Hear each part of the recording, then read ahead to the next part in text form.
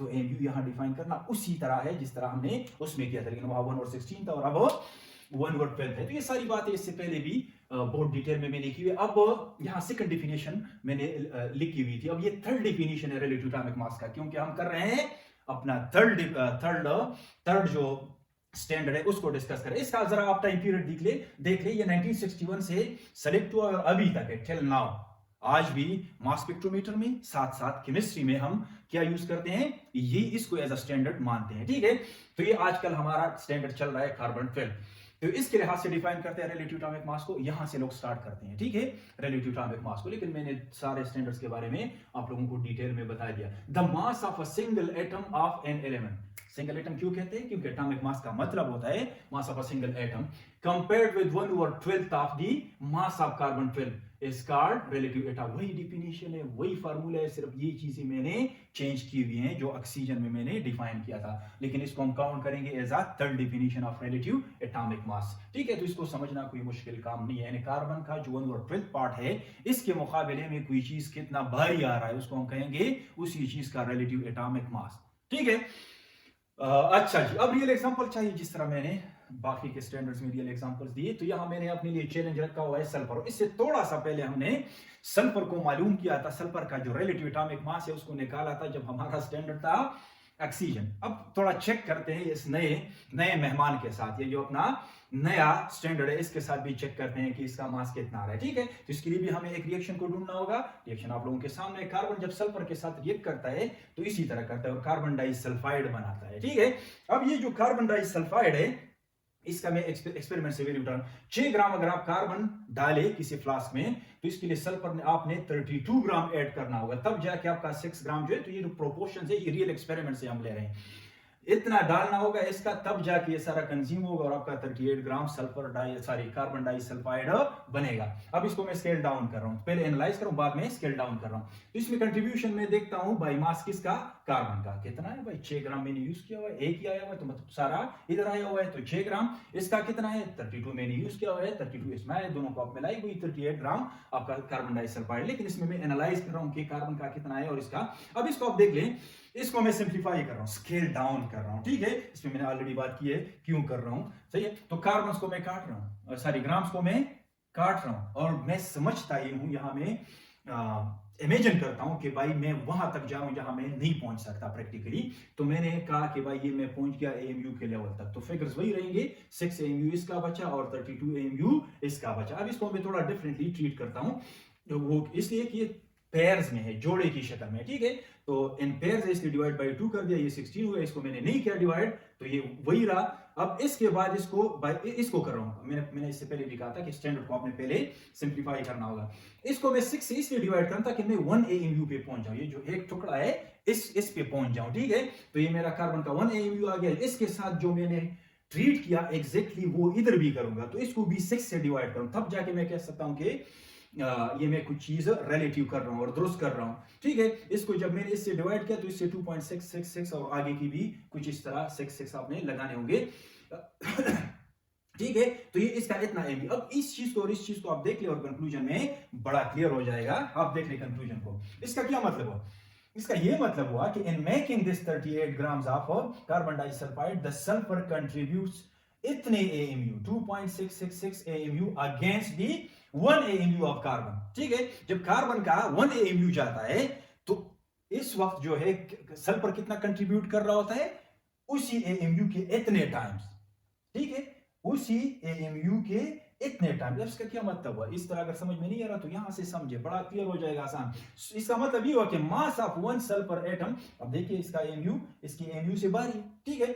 तो mass of 1 sulphur atom is equal to इतने times of the mass of 1 carbon. इसका ये मतलब हुआ कि कार्बन से सल्फर का एटम भारी है, कितना भारी है, इतने टाइम। जब कार्बन का एक एटम 12 AMU के बराबर है तो इसको आप इससे मल्टीप्लाई करें, रिजल्ट आएगा भाई वही पुराने वाला, वही इससे पहले वाला जो हमने सल्फर को ऑक्सीजन के रिलेटिव मालूम किया था, 32 AMU, ठीक है। अब इसी चीज को आप अच्छी तरह से नोट कर लें। अब इसको मैं फिर मॉडिफाई करूंगा और एक सेकंड एग्जांपल ला रहा हूं आप लोगों के लिए ताकि और भी क्लियर हो जाए कि कार्बन के लिहाज से किस तरह हम किसी दूसरी एलिमेंट का रिलेटिव एटॉमिक मास मालूम करते हैं। तो ये इसको मैंने चेंज किया आप लोगों के लिए ताकि एक सेकंड एग्जांपल भी आप लोगों को मिले। ये अब मेरा चैलेंज है ऑक्सीजन, ठीक है। ऑक्सीजन का मैं देखना चाहता हूं, अगरचे oxygen already as a standard गुजर चुका है, लेकिन इसके साथ हम क्रॉस चेक करते हैं। अब इसको कहते हैं दो स्टैंडर्ड्स को आपस में लड़ाना, ठीक है। अब ये मेरा जो पुराना वाला स्टैंडर्ड है, इसका लेट सपोज, मुझे पता नहीं ये कोई अननोन चीज है, ठीक है, ऐसे सपोज करते हैं, लेकिन वैसे इसका ऑलरेडी क्लियर है। इसका मैं क्रॉस चेक करना चाहता हूं कार्बन जब मेरा स्टैंडर्ड है उसके लिहाज से कि इसका मास कितना है। तो इसके लिए भी मैंने कोई रिएक्शन ढूंढना होगा। बड़ा प्यारा सा रिएक्शन है, कार्बन और ऑक्सीजन मिलके कार्बन डाइऑक्साइड गैस बनती है। ये प्रोपोर्शन एक्सपेरिमेंट से हमने उठाए। 6 ग्राम अगर आप कार्बन का ले रहे हैं तो इसके लिए आपने 16 ग्राम कोई सा भी आप स्केल पे, लेकिन प्रोपोर्शंस ये होंगे, वैल्यूज दे सकते हैं। तो ये जो है तब जाके आपका 22 ग्राम law of conservation of mass है बनेगा, ठीक है। इसको मैं स्केल डाउन करूं, इसमें कंट्रीब्यूशन ऑफ कार्बन में देख रहा हूं, बिल्कुल उसी तरह जैसे कार्बन डाइसल्फाइड में था, ठीक है। लेकिन और ये उसी तरह जैसे इससे पहले मैंने अब सल्फर आप लोगों को दिखाया, ठीक है। अब देख लिया, अब देख ले तो ये 16 ग्राम ऑक्सीजन का इसमें और 6 ग्राम इसका कार्बन का कंट्रीब्यूशन है इसमें, ठीक है। अब इसको मैं सिंप्लीफाई कर रहा हूँ, एमयू के लेवल पे गया, ये भी एमयू के लेवल पे, इसको मैं 2 से इसलिए डिवाइड कर रहा हूँ क्योंकि ऑक्सीजन पेयर्स में है, तो ये 8 ग्राम इसके आ गए। अब इसको आपने 6 से डिवाइड किया हुआ है, तो इसको भी 6 से डिवाइड कर ले तो ये 1.33। अब यहाँ देख ले, यहाँ तो कार्बन के एमयू से ऑक्सीजन का भी एमयू जो है बड़ा आ रहा है। तो इसका ये मतलब हुआ कि तो ऑक्सीजन का मास कार्बन से ज्यादा होना चाहिए, जो कि ज्यादा है, आप लोगों को भी पता चलेगा, ठीक है। तो in making 38 gram of carbon dioxide, oxygen इतना कंट्रीब्यूट करता है अगेंस्ट 1 एमयू ऑफ कार्बन। इसी तरह भी कह सकते हैं कि mass of 1 oxygen atom is equal to इतने times of the mass of 1 carbon atom, ठीक है। तो मास ऑफ 1 कार्बन एटम को तो हमने स्टैंडर्ड माना हुआ है, सब इस पे एग्री हो गए, सब ने इस पे सिग्नेचर्स किए हैं कि आपका ये हमारा स्टैंडर्ड है आज के बाद, ठीक है। और कितना कितना हमने माना हुआ, इसको एक्सेप्ट कितना किया, 12 एमयू के बराबर। तो ये कोई नई चीज जो है उससे इतने टाइम्स बारी है, तो 12 के साथ मल्टीप्लाई करें, आपका आंसर अपीयर हो जाएगा 16। तो ऑक्सीजन का जो मास है relative atomic mass carbon 12 as a standard के रिलेटिव कितना आया, 16 एएमयू। तो इससे अपना जो स्टैंडर्ड है वो और भी कंफर्म हो गया कि ये हमारा स्टैंडर्ड जो है इसका अपना मास भी ठीक है, और ये जो पुराना वाला स्टैंडर्ड है उसका भी अच्छा, इसने सही मास जो है रिलेटिव हमें दे दिया। तो इसी तरह बहुत सारे एग्जांपल्स आप लोग सेलेक्ट कर सकते हैं। असल में ये जो रिलेटिव एटॉमिक मास का टॉपिक है यहाँ पे मैं वाइंड अप कर देता हूं, ठीक है। इसने हमसे टाइम लिया, इट टुक टाइम, लेकिन मैं ये जरूरी समझ रहा था कि इस पे इतना डिटेल में बात करूं, क्योंकि इसी टॉपिक में ना सिर्फ ये कि हमारे जो ग्रेड 11 के स्टूडेंट्स है या ग्रेड 12 के स्टूडेंट्स है, इंटरमीडिएट के जो स्टूडेंट्स है हमारे एफएससी के, सिर्फ वो कंफ्यूज्ड है, बल्कि इवन बीएस के स्टूडेंट्स भी इसमें कंफ्यूज रहते हैं। तो इसलिए मैंने सब स्टैंडर्ड्स के हवाले से बात की, हर एक स्टैंडर्ड के लिए अलग अलग मैंने एग्जांपल्स दी, और एग्जांपल मैंने रियल एक्सपेरिमेंट्स में से एग्जांपल्स उठा लिए आप लोगों के लिए, ताकि ये चीज क्लियर हो जाए और स्टूडेंट्स की जो कंफ्यूजन है रिलेटिव एटॉमिक मास में इसके बाद ना रहे, ठीक है।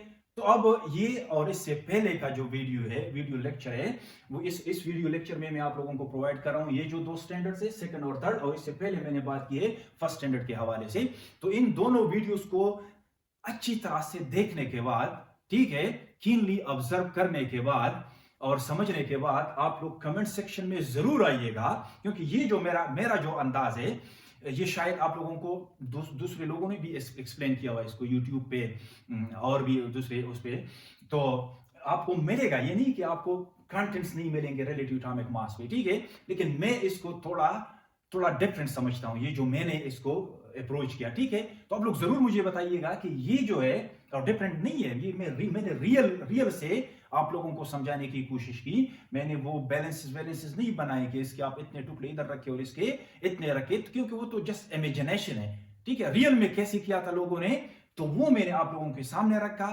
आई होप आप लोगों के कंफ्यूजन दूर हो गए होंगे, और ये अब डिपेंड करता है आप लोगों पे कि आप लोगों को कैसा लगा। ये सही है, आप लोगों ने इसमें से कुछ सीखा कि नहीं, तो आप लोगों ने जरूर आना है कमेंट सेक्शन में, इस वीडियो के या फिर इससे पहले वाली वीडियो के कमेंट सेक्शन में, या अगर मैं इसको Facebook chemistry with doctor Khan के पेज पे अपलोड कर रहा हूं, उस पे भी आप लोगों ने कमेंट सेक्शन में लिखना है, ताकि मुझे पता चले कि ये जो मैंने इस पे मेहनत की रिलेटिव एटॉमिक मास को स्टूडेंट के लिए आसान बनाने में उससे किसी को फायदा हुआ कि नहीं, ठीक है। उस वक्त के लिए अल्लाह हाफिज। और इसी तरह कन्फ्यूजन्स के लिए मैं हाजिर हूं आप लोगों के लिए, एक नए अंदाज में आप लोगों को केमिस्ट्री मैं पढ़ाऊंगा, ठीक है। लेकिन फीडबैक की जरूरत है ताकि मुझे पता चले इससे कोई फायदा उठा भी रहा है कि नहीं, ठीक है। तो उसका मैं इंतजार कर रहा हूं। उस वक्त के लिए अल्लाह हाफिज, good bye, take care and see you in the next video lectures.